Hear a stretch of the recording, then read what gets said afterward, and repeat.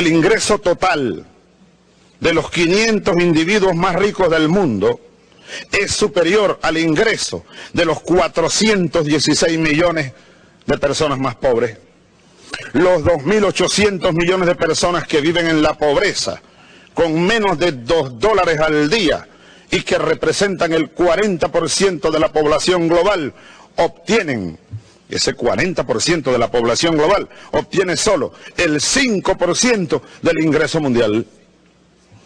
Hoy mueren al año unos 9,2 millones de niños antes de alcanzar el 5º año de vida. Y el 99,9% de estas muertes ocurren en los países más pobres. La mortalidad infantil es de 47 muertes por 1.000 nacidos vivos, pero es de solo 5 por cada 1.000 en los países ricos. La esperanza de vida en el planeta es de 67 años. En los países ricos es de 79, mientras en algunas naciones pobres es de solo 40 años. Adicionalmente existen 1.100 millones de habitantes sin acceso al agua potable, 2.600 millones sin servicio de saneamiento, más de 800 millones de analfabetos y 1.020 millones de personas hambrientas. Ese es el escenario del mundo. Ahora, la causa. ¿Cuál es la causa? Hablemos de la causa, no evadamos responsabilidades, no evadamos la profundidad de este problema.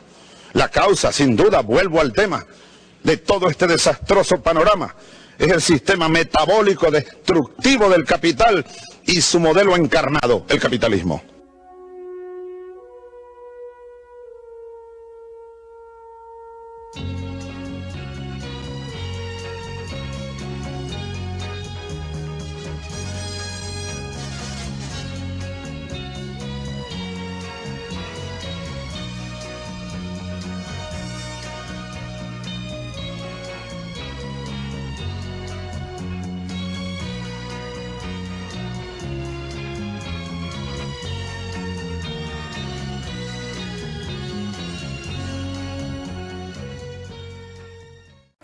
Le FMI et d'ailleurs la Banque mondiale sont des institutions qui se fondent sur une même idéologie appelée consensus de Washington.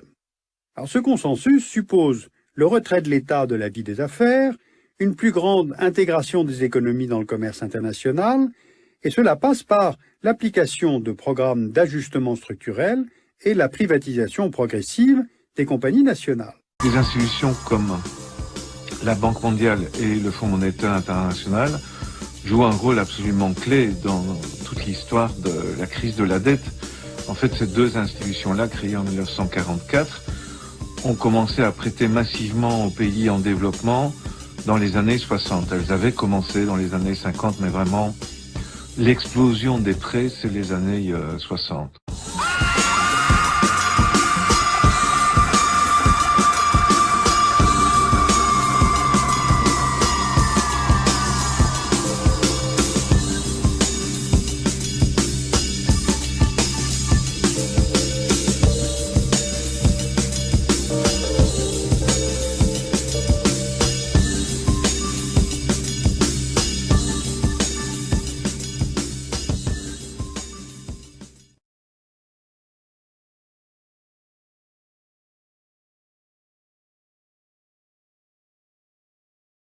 Vous avez travaillé dans le département juridique de la Banque mondiale pendant 20 ans avant d'en partir. Alors première question, comment avez-vous découvert qu'une élite financière se sert de la Banque mondiale pour piller les richesses des pays pauvres?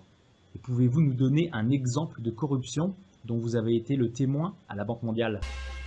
Oui, c'est que l'information ne va pas d'un coin de la Banque mondiale à l'autre.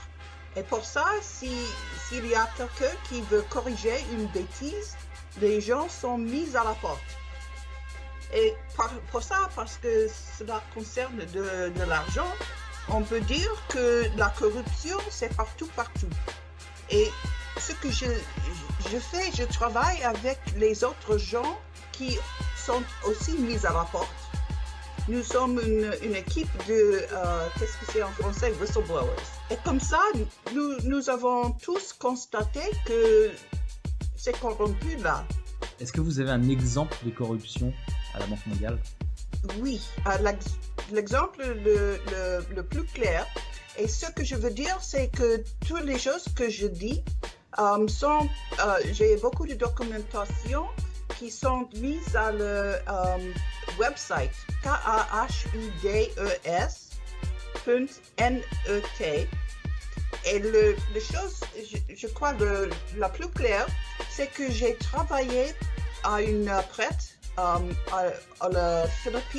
les Philippines. Et cette prête, il avait un président là qui était mis à la porte en 2007.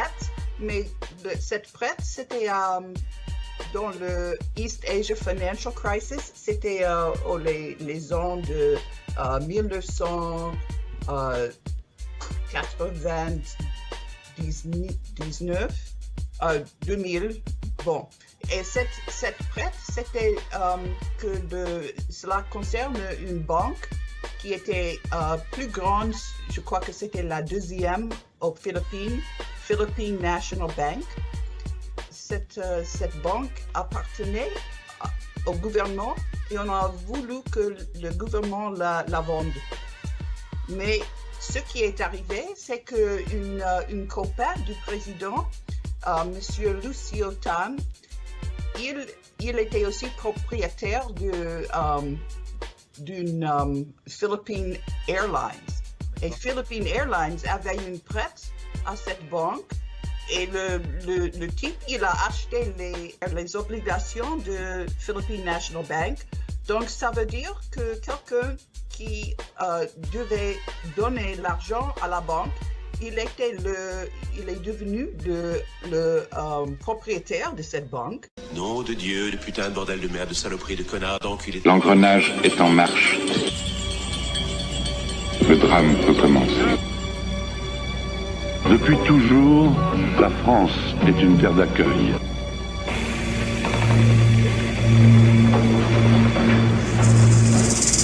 Face à la puissance de l'ennemi, le réservoir humain des colonies sera même sollicité.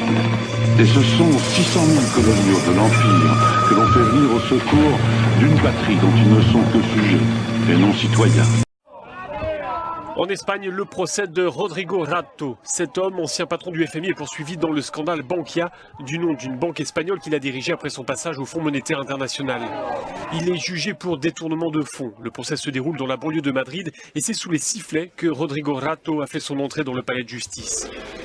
Il faut dire que ce scandale Bankia avait choqué les Espagnols. Les dirigeants de cette banque sont accusés d'avoir détourné plus de 12 millions d'euros entre 2003 et 2012. Pour ce faire, ils avaient utilisé des cartes bancaires occultes pour des dépenses luxueuses, sans la moindre déclaration au fisc, et ce, en pleine crise financière. À l'époque, les Espagnols étaient appelés à se serrer la ceinture. Il est dit que la part du budget de nos États allouée aux services sociaux et aux services de la dette, c'est-à-dire au remboursement de la dette, s'établit comme il suit entre 1992 et 1997. On a pris quelques pays et je vais reprendre l'exemple de ces pays-là. Pour le Kenya, quand sur le budget national, on a pris 12,6% alloués aux services sociaux de base, c'est-à-dire à la santé, à l'éducation, aux infrastructures, on a consacré 40% du même budget au remboursement de la dette. Pour la Zambie, quand 6,7% a servi à financer les services sociaux de base, 40% ont également servi à rembourser la dette. Pour le Cameroun, c'est encore pire. C'est 4% qui ont servi à financer les services sociaux de base et dans le même temps, 36% ont servi à rembourser la dette. Si je prends un exemple concret, sur 200 milliards de francs CFA du budget du Cameroun, seulement 8 milliards ont servi aux services sociaux de base et dans le même temps, 72 milliards ont été réexportés pour payer la dette. Vous pensez que l'image du FMI reste bonne, meilleure en tout cas qu'on ne l'avait dans nos souvenirs d'il y a 20 ans et ce qui passionne avec la C'est pas à moi de le dire, j'ai l'impression, mais ce n'est pas à moi de le dire. Ce qui est sûr, c'est que on dit au pays, vous êtes malade, voilà le chemin qu'il faut suivre pour rentrer dans une situation meilleure. Bordel de merde! Je commence à en avoir plus que marre de vos ordres.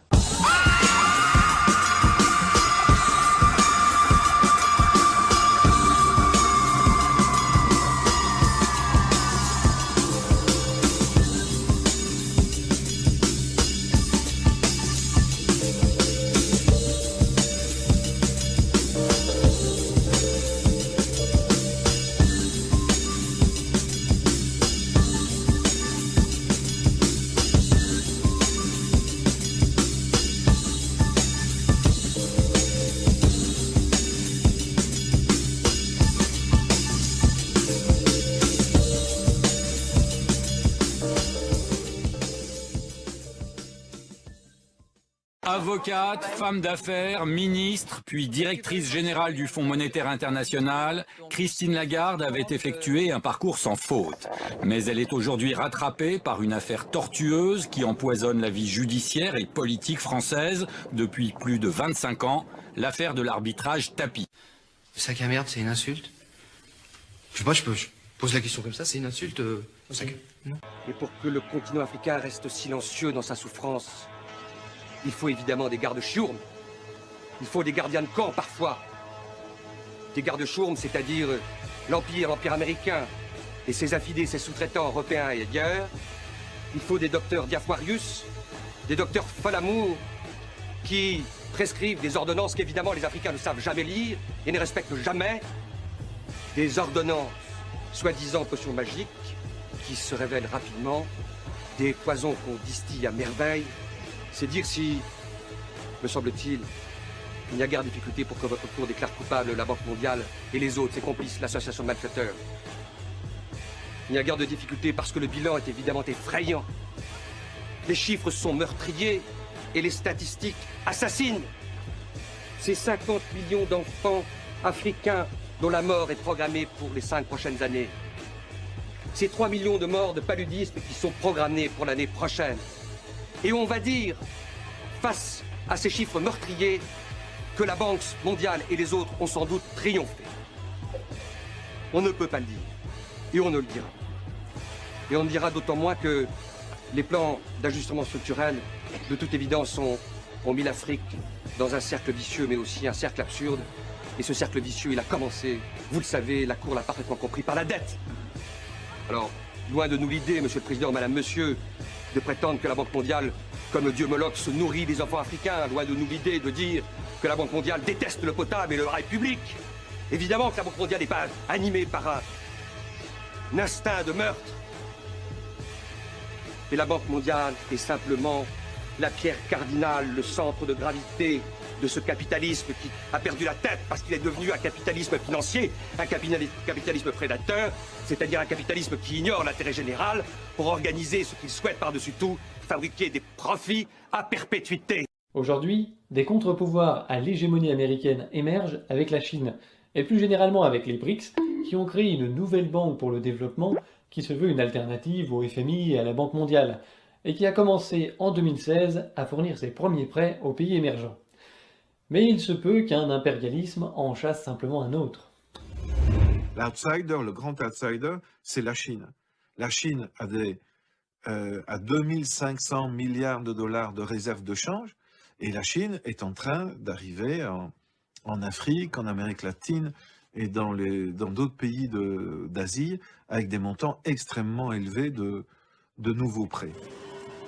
La Chine s'est engagée à réaliser 6 milliards d'euros de travaux en République démocratique du Congo, destinés au développement d'infrastructures routières, d'écoles, d'hôpitaux ainsi qu'à la relance du secteur minier. En contrepartie, les Chinois auront accès à 6,5 millions de tonnes de cuivre raffiné, 2000 tonnes de cobalt et 372 tonnes d'or.